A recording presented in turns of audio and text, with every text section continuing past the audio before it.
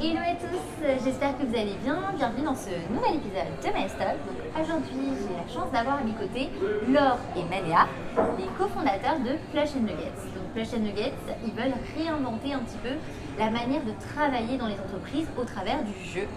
Et donc c'est deux entrepreneurs hyper inspirants qui ont quand même des parcours atypiques, qui se sont lancés dans l'entrepreneuriat. Aujourd'hui, Plush & Nuggets, c'est une entreprise qui en 2 ans fait 1,5 million de chiffre d'affaires et tout ça sans être passé dans des incubateurs, sans lever de fonds.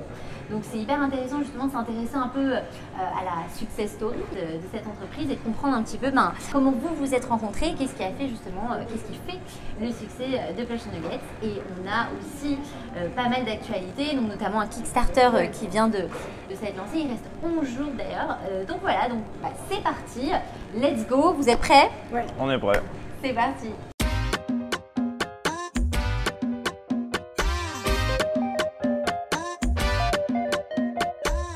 Question, Laure et Mania, déjà merci d'être avec moi sur MyStock. Merci à vous. On est trop contents de faire ça avec toi aujourd'hui. Moi aussi, surtout que du coup vous avez quand même vous offrez quelque chose, on n'en a pas encore parlé, vous êtes les premières personnes avec qui on va parler de justement le jeu en entreprise. C'est un thème qu'on n'a pas forcément du tout abordé dans MyStock. Donc moi voilà, avant de parler justement de ça, la première question que j'ai à vous poser, c'est finalement comment est-ce que vous avez décidé d'entreprendre, hein. J'imagine que c'est pas quelque chose qui est arrivé comme ça. Laure, par exemple, pour toi, est-ce que tu as toujours voulu entreprendre? Alors pas du tout. Moi l'entrepreneuriat, je n'avais pas du tout une très bonne image pour commencer. Je trouvais que c'était quelque chose qui prenait beaucoup de temps, qui avait l'air assez épuisant. Et tous les modèles d'entrepreneurs que j'avais autour de moi, je les trouvais pas hyper... Enfin je sais pas, je me projetais pas du tout. Ok. Quand tu parles de modèle, c'était qui par exemple? C'est des amis qui étaient dans l'entrepreneuriat ou alors particulièrement dans le jeu de société aussi. Et je trouvais que ça avait l'air super time consuming, ça prenait beaucoup de temps, c'était dur. Et je voyais pas trop les résultats qu'ils avaient en face. Enfin, j'étais pas du tout attirée par l'entrepreneuriat, je me rêvais pas du tout entrepreneur. Et en fait, arrivé beaucoup plus tard, la réalisation que oui, je me sens bien dans l'entrepreneuriat, c'est en faisant en fait que je me suis rendu compte que c'était fait pour nous. Ouais. Carrément. Et toi, Mania, du coup, est-ce que tu as toujours voulu entreprendre ou pas du tout? Alors moi, c'est un peu différent. C'est toujours quelque chose qui m'a attiré, mais je me projetais pas du tout dans le fait de le faire aussitôt. Pour moi, c'est quelque chose qu'on faisait plutôt en deuxième partie de carrière, une fois qu'on s'était forgé un réseau, une expertise, et que du coup, on pouvait se lancer un peu dans un projet. Mais le faire comme ça, très rapidement, autour de 25 ans, c'est pas du tout quelque chose que je m'imaginais faire. Non. D'accord. Et du coup, donc, pour situer un peu le contexte, est-ce que vous pouvez revenir un petit peu sur vos parcours? Quelles études est-ce que tu as fait, Laure, avant de lancer Plush & Nuggets? Alors, Mania et moi, on s'est rencontrés à Grenoble École de Management. On a tous les deux fait cette école. Moi, en y rentrant par un parcours prépa, Mania, toi par les parcours universitaire. Université. Et puis, en fait, sur notre année de césure, on avait pas mal travaillé ensemble avant. Sur des projets, sur... On faisait partie de la même association de jeux, des choses comme ça. Et puis pendant notre année de césure, nos chemins se sont séparés. Moi, je suis allée au MIT pour faire de la recherche sur le jeu et donner un cours dessus. Et toi, Mania, t'es plus allée sur la gamification. Je suis venue à Paris faire du conseil en gamification. Ouais. Ok, très bien. Voilà, donc nos chemins se sont un petit peu décroisés ici.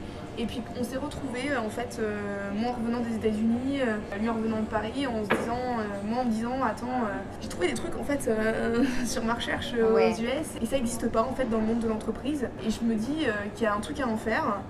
Et toutes les opportunités que j'avais dans le monde du travail en face de moi, c'était pour faire ce que j'avais appris au MIT et de développer un peu ma recherche sur des terrains d'application d'entreprise. Donc dans tous les cas, je savais que j'allais faire. Je savais le quoi sur lequel j'allais travailler, mais le comment... c'est venu après. Ouais, c'est le comment est venu après. Mais d'ailleurs justement, parce que la difficulté, des fois, c'est on a envie de lancer sa boîte et ça, mais on ne sait pas sur quoi justement.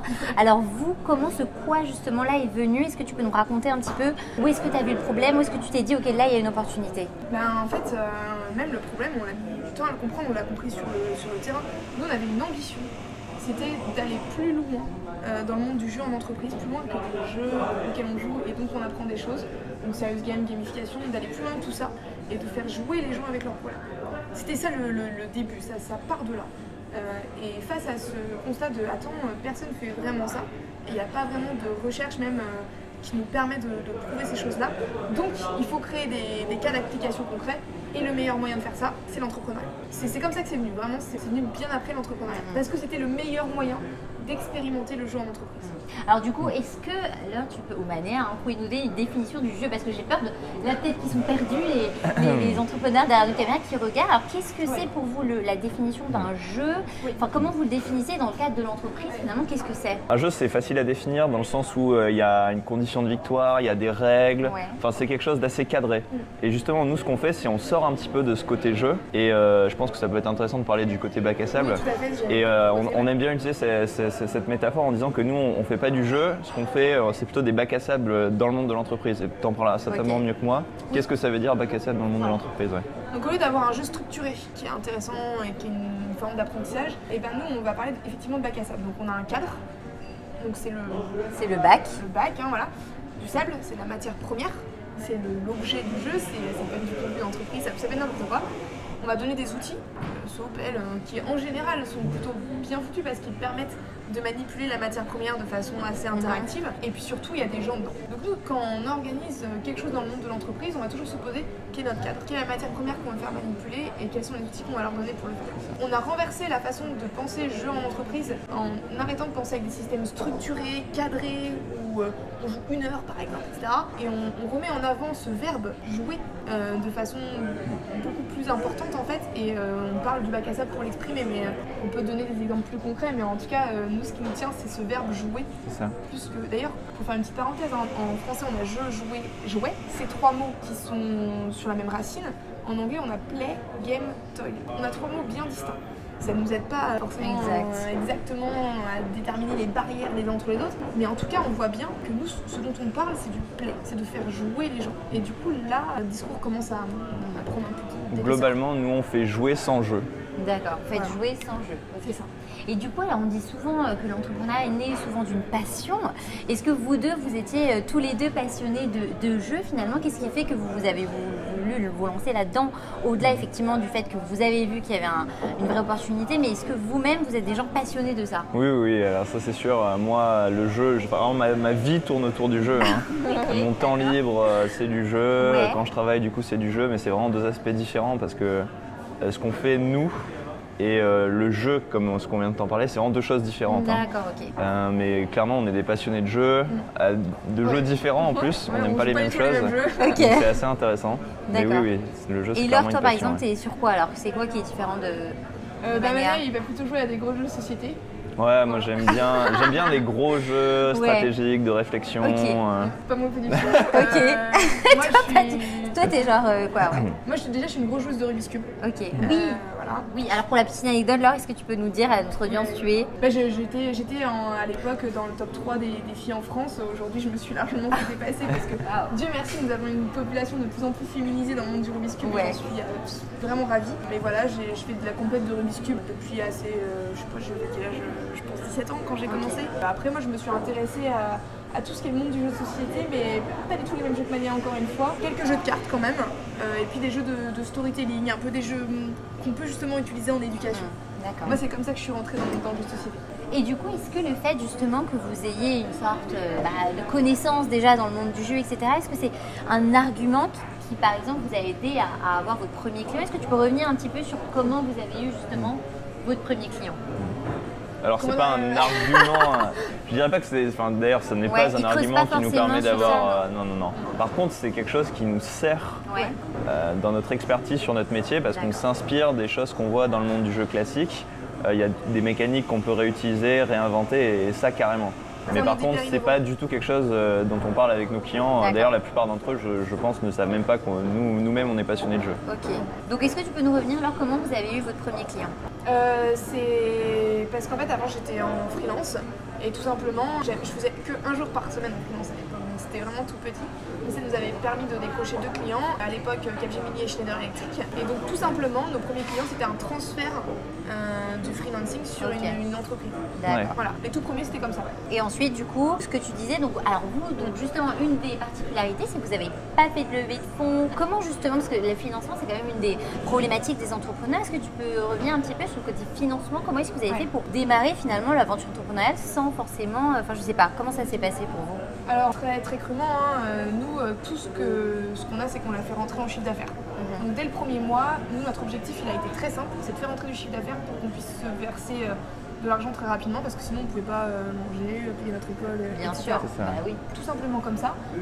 Disons-le quand même, nous étions dans un Fab Lab, dans des locaux dans lesquels on squattait un peu, voilà, ce qui nous permettait d'éviter beaucoup de charges, mais concrètement, nous, comment on a fait notre chiffre d'affaires au début, c'était en vente. D'accord. Voilà. Donc, et ça justement c'est quelque chose, est-ce que les gens sont assez surpris quand vous leur dites ça, ou parce que vous n'êtes pas passé forcément par des incubateurs, un accompagnement? Justement je pense que c'est le côté, ok on peut quand même y arriver sans forcément se dire on doit forcément être dans un incubateur, on doit forcément être dans un parcours d'accompagnement. Bah, ça te met une pression qui est très très intéressante, qui est que tu ne fais pas rentrer de chiffre d'affaires, tu vas peut-être avoir un problème pour manger dans 2 mois. Donc en fait à un moment donné, quand les restrictions en entrepreneuriat elles sont de cet ordre-là, tu vends ou t'arrêtes. Et du coup c'est très cash, c'est très... En fait, tu es dans l'action. D'ailleurs, on a vraiment un modèle d'action. Vous êtes sur les terrains, quoi, c'est ce que tu disais. On passe pas Enfin, parfois, j'entends des gens qui me disent ça fait 2 ans qu'on travaille sur notre business model, machin. Peut-être que c'est très bien, mais nous, on n'est pas du tout comme ça. Nous, on est des gens, on a une idée, ok, on la cadre un petit peu, mais on la teste. En fait, c'est sur le terrain qu'on va valider si elle marche ou pas. On est vraiment des gens d'action et c'est comme ça qu'on fait de l'entrepreneuriat. Là, par exemple, on va en parler par la suite, le Kickstarter, c'est pareil, c'est pas quelque chose qu'on a stratégisé sur 10 ans. C'est tiens, Kickstarter, on a un produit, allez, on y va, on teste, let's go, quoi. Et je pense que c'est important d'avoir cette culture et c'est peut-être dû aussi au fait qu'on a commencé dans un Fab Lab. Enfin, je sais pas à quoi c'est dû, mais on est vraiment des personnes qui sont tout de suite dans l'action. Et je pense que c'est ça qui nous caractérise et c'est aussi ça qu'aiment nos clients, c'est parce que même avec nous, on est vraiment dans une logique de la co-construction dans tout ce qu'on fait avec nos clients.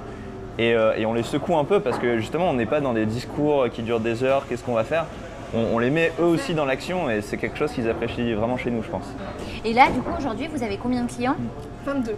22, félicitations. J'imagine que vous êtes combien dans la boîte? 23. Ça change tous les jours. Donc vous êtes combien dans la boîte? Alors on est 2 à temps plein, on a un poste sur du marketing communication qui va se transformer en CDI dans quelques semaines, donc on est trop contents. Et puis ensuite on a un réseau qui fait 28 personnes, donc ça passe d'architectes jusqu'à des gens bien câblés qui nous aident en session. Il y a vraiment plein de compétences dans le réseau. Et il est réparti entre Paris, la région grenobloise, un peu la Suisse, un peu quelques pays d'Europe et un peu des États-Unis. Donc voilà. Et ensuite, on a des étudiants du MIT parce qu'on a un partenariat avec le MIT France qui nous permet d'avoir accès à des stagiaires du MIT tous les étés. Mais du coup, concrètement, au quotidien, comment vous gérez? Parce que 23 clients, en plus, c'est des grands comptes, j'imagine. C'est pas évident de se dire, ok, on doit gérer des grands comptes. Comment vous avez appris ce que vous avez appris sur le tas, à savoir gérer des grands comptes? Est-ce que vous utilisez un CRM là, pour rentrer un peu dans les outils justement, que vous pouvez nous donner comme conseil? Comment vous faites pour gérer 23 comptes clients? On rigole parce que c'est tellement nouveau pour nous tout ça. J'imagine que ça, par exemple, c'est des choses qu'on l'apprend peut-être justement quand on est accompagné ou quand on est Alors là, on l'a appris sur le tas. Nous, on a appris qu'on avait tout le choix de l'apprendre. C'est-à-dire qu'on a fait, encore une fois, nous sommes des gens sur le terrain, nous connaissons nos clients, nous sommes tout le temps en train d'échanger avec eux. Et puis, au bout d'un moment, on s'est rendu compte qu'on n'arrivait pas à retenir toutes les informations. Donc il fallait qu'on la communique plus rapidement déjà entre nous deux et puis entre d'autres gens qui travaillent sur les comptes clients avec nous. Donc là on a créé un CRM, on travaille avec HubSpot par exemple. Mais globalement, on minimise tout le temps les outils. Dès qu'on peut minimiser les outils, on les minimise parce qu'après on a 20 outils, on ne sait plus qu'en faire, on les met pas à jour, c'est pas bien. Donc voilà. Puis on va pas se mentir, il y en a quand même beaucoup qui est dans notre tête encore. On arrive encore à gérer comme ça avec ah tiens, et t'as pensé à envoyer ce mail à ce client-là? Ah oui, merde. Il y a encore toujours de ça évidemment. Bien sûr, C'est très humain. Ouais, c'est très humain. Et donc quels ont été depuis le début de l'aventure finalement les gros challenges que vous avez pu avoir? Donc autant peut-être sur la partie client, mais même sur l'aventure en elle-même, quelles ont été finalement les leçons que vous avez tirées un petit peu de vos parcours respectifs? Mania, si tu veux commencer peut-être. Moi, une des leçons que j'ai tirées, ça revient un peu à ce qu'on dit depuis tout à l'heure, c'est que globalement, il ne faut pas trop compter sur l'aide extérieure. D'abord, compte sur toi-même et ensuite, on verra comment ça se passe. Tu as vraiment senti ça, que finalement, tu pouvais vraiment compter que sur toi parce qu'on parle beaucoup d'entourage, d'entrepreneuriat finalement. Et toi, pour toi, l'entourage, ça n'a pas été une source de une épaule sur laquelle tu pouvais te reposer un peu? Pas vraiment. Moi, je compte sur nous et ensuite, le reste, c'est du bonus, quoi. Mais c'est vraiment le cherry on the top. Moi, c'est un des plus gros apprentissages que j'ai, c'est vraiment compte sur toi-même et ensuite on verra quoi. Okay. Et pour toi alors, du coup, ça a été quoi les leçons finalement que tu as tirées un peu de cette aventure? Je suis d'accord avec Manéa, mais du coup, c'est compte sur ton association. Et prends-en soin. Mais c'est très important parce que nous, quand on a commencé, on l'a pas encore dit, mais on avait 22 ans. Ouais. Donc nous, on est entrepreneurs ensemble depuis qu'on a 22 ans. Ouais. Et donc là, prends soin de ta relation. C'est très important parce que moi, je considère en tout cas que Mané et moi, on grandit ensemble en tant qu'entrepreneurs et en tant qu'associés. Et ça, je pense que c'est hyper important de prendre soin de la relation, de savoir la gérer, de trouver les lieux pour discuter et tout, et grandir. Je trouve ça, c'est vraiment important. Et d'ailleurs, justement, ça fait écho à un épisode de la semaine dernière, sur Geoffrey de Bonne Gueule, qui disait effectivement l'association c'est comme un mariage, il y a des hauts, il y a des bas. Et est-ce que tu as 2-3 conseils justement à donner aux personnes qui nous regardent sur finalement le fait de trouver le bon associé, comment ça se passe? Est-ce que tu as des conseils sur l'association? Ça peut être autant très pratique. Je sais pas si c'est un conseil, mais en tout cas, je pense que, en effet, je te rejoins vraiment sur le fait que l'association, c'est même plus important que le produit ou l'idée de l'entreprise. Je pense qu'avec Laure, on pourrait faire 10 entreprises différentes et que ça marcherait aussi bien. J'adore. Parce que justement, on est très complémentaires, on travaille bien ensemble. Et je pense que ce qui prédomine quand on entreprend, plus que l'idée, c'est l'association. Ok. Et d'ailleurs, il y a pas mal de talks autour de ça. Ouais. Enfin, c'est pas quelque chose que moi j'invente. Bien sûr, ouais. Et je suis vraiment d'accord avec ça. C'est le couple de cofondateurs ou le trio, c'est quelque chose de fondamental, plus que l'idée, plus que le produit, plus que tout le reste. Et est-ce que tu penses qu'on peut entreprendre en étant seul, ou est-ce que tu conseillerais aux personnes d'avoir un associé? C'est dur, je pense, mais c'est possible. Je pense que ça dépend des gens. Oui, je pense que c'est possible. Nous, si je peux donner un conseil quand même, comment nous on a réussi à faire travailler, c'est pas juste que de base on avait des bonnes prédispositions, parce que effectivement on est très complémentaires. Donc ça, on avait ça à la base, même si c'était pas non plus marquant, on a tous les deux fait une école de commerce. Ce qui est vraiment été important, c'est de savoir construire la relation. Et nous, notre conseil, ça a été d'avoir recours au coaching. Au coaching. Ouais. Et de se faire coacher régulièrement en équipe pour mieux comprendre l'autre. Nous, ça nous a donné plein de billes pour mieux communiquer ensemble. Pour quand il y a un conflit, savoir l'anticiper, savoir réagir. Enfin, ça nous a donné vraiment plein de billes. Okay. Ouais. Parce qu'en effet, on est très différents. Du coup, c'est à la fois très positif parce que c'est ce qui fait qu'on est bon dans notre complémentarité, mais c'est aussi ce qui fait qu'en temps de tension, c'est dur de bien communiquer, etc. Parce qu'on on est totalement différents. Okay. Et donc le coaching, c'est quelque chose d'assez intéressant. Moi, j'étais assez sceptique au début parce que globalement, je suis quelqu'un d'assez sceptique sur toutes ces choses-là. Mais après l'avoir expérimenté, j'ai trouvé ça vraiment super. Okay. Je conseille carrément. Ouais. Top. Et du coup, aujourd'hui, donc, vous avez lancé un Kickstarter. Oui. Donc, est-ce que Laure, tu peux revenir un petit peu sur pourquoi une entreprise, à un certain moment, une start-up, je veux dire, lancerait un Kickstarter? Pour vous, ça a été quoi le pourquoi en fait de lancer ça pour les personnes qui nous regardent? Est-ce que c'est intéressant ou non? Voilà, est-ce que tu peux revenir un petit peu sur pourquoi vous avez lancé le Kickstarter? Déjà, je suis trop contente qu'on l'ait fait parce que on l'a fait. Ouais, carrément. Donc ça, c'est trop cool. Et en fait, si tu veux, nous, on avait cette vocation d'aller un cran plus loin dans la diffusion du jeu en entreprise. Et mine de rien, on se rend bien compte que juste avec du delivery de prestations, on va pas changer l'entreprise, quoi. Donc il nous fallait réfléchir autrement, et une des façons de réfléchir, ça a été de penser produit. Et cet été, on s'est éclaté avec notre stagiaire du MIT, Sabrina, et on a développé plein de produits. Okay. On s'est vraiment lâché, je pense que c'était dans ma tête depuis longtemps. Ouais. C'est libérer la créativité là, tu t'es dit ok, let's go. Okay. On a développé 5 produits. Trop bien. Donc on a été d'une efficacité assez incroyable. Et en fait, il y a un de ces produits, donc les cartes, les playcards. Quand je l'ai vraiment eu entre les mains, trop tôt, je me suis dit mais attends, c'est le truc le plus facile à comprendre qu'on a fait depuis le début. Okay. Enfin quelque chose qui peut être comestible. Moi je suis fan depuis des années de la plateforme Kickstarter. Et j'ai dit à l'équipe, est-ce qu'on ne mettrait pas sur Kickstarter? Et l'équipe a fait ouais, c'est une bonne idée, pourquoi pas, nanana. Et un mois et demi plus tard, le projet il était en ligne. Wow. Nous, on est des gens comme ça, hein. on n'est pas en mode. C'est ce que tu disais, le test and learn, etc. Ouais. Exactement, ouais. On nous dit que normalement un Kickstarter c'est minimum 6 mois, non, 1 an et demi pour s'organiser. Mais nous on s'est dit on va pas attendre 6 mois là. Okay. Ce sera pas parfait, mais on va faire quelque chose. Okay. Et donc pour les personnes qui nous regardent, comment est-ce que, qu'est-ce qu'elles peuvent avoir comme échange, si elles contribuent au Kickstarter, qu'est-ce que vous leur donnez en retour? Déjà vos playcards. Ensuite il y a la possibilité d'acheter un petit livret avec 7 exercices pratiques sur comment utiliser des cartes de jeu pour finalement adresser une discussion différemment d'entreprise, avec une résolution de problématiques, comment présenter ton contenu de façon différente. On va vous montrer un petit cas juste après. Mais nous, on est vraiment curieux de voir ce que les gens vont inventer avec ces cartes aussi. Donc on est très curieux de voir ce qui va se passer dans la communauté une fois qu'elles les auront reçues. Et nous, c'est une vocation de créer un peu de contenu vidéo sur comment les utiliser et même globalement comment faire du jeu en entreprise. C'est quelque chose qui nous plairait si jamais ça intéresse les gens. Donc c'est pour ça qu'on se fait Kickstarter aussi. Donc on a fait un bon démarrage, on a été financé à 100% en moins de 3 jours. Ok. Donc ça c'est hyper bien. C'est vraiment. Et ça, c'est dû à quoi alors? Parce que souvent on dit qu'il faut activer le premier réseau quand on lance une campagne crowdfunding. C'est ce que vous avez fait ou pas? Vous avez activé vos. Okay. Bien sûr, le premier réseau, on a de la chance, c'est que sur LinkedIn, on a une assez bonne réactivité des réseaux, donc ça nous a bien aidé aussi. Et puis là, maintenant, on commence à toucher des cibles qu'on ne connaît pas. Avec des gens qu'on ne les connaît pas du tout, ils contribuent au projet et ça fait vraiment plaisir. Donc ça veut dire qu'il y a une compréhension du produit au-delà des cercles avec lesquels on travaille déjà et ça c'est une énorme validation pour nous. Et on attend la fin de cette campagne avec impatience pour voir jusqu'où ça va nous emmener. Trop bien, bon bah top. Du coup, peut-être avant de boucler cet épisode, est-ce que vous auriez un dernier conseil avant de passer d'ailleurs au Stop Challenge? Vous verrez ces 3 petites questions.